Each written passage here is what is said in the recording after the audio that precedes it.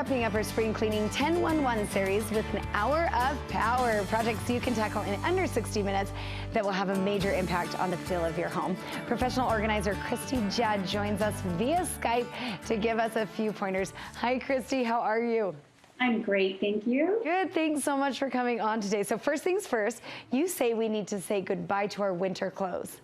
Well, we do live in Utah, but May is a great time to make that switch, to clear out our closets and get the winter items out, and let's make room for our spring and summer items. Okay, so where do we store them? Because a lot of us have, you know, the big bulky coats, we've got the ski pants, we've got all of these things.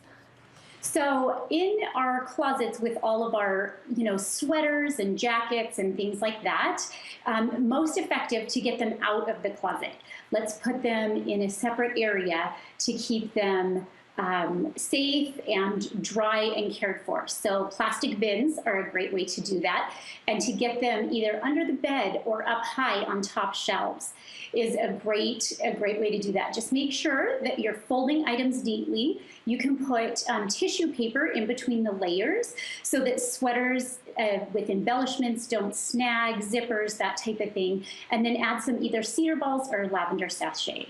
Perfect. Okay, and what area do we go to next?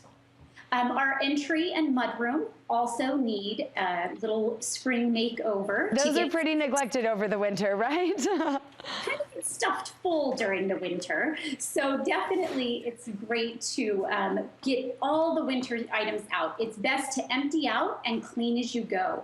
Get rid of anything that's not in good condition, that you just don't love and use anymore. It's perfect timing for that. And then you can bring in all of your spring and summer items. So how are we storing the spring and summer items? Because we also have a lot of those. They may be less bulky, but we've got them.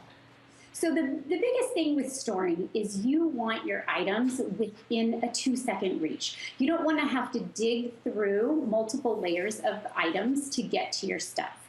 So you really want to have things hanging, like you can have your swim bag hanging on hooks.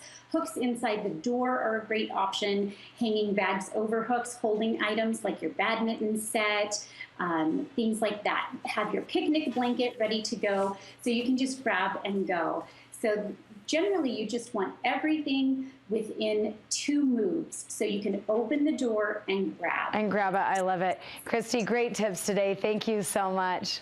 Thank you.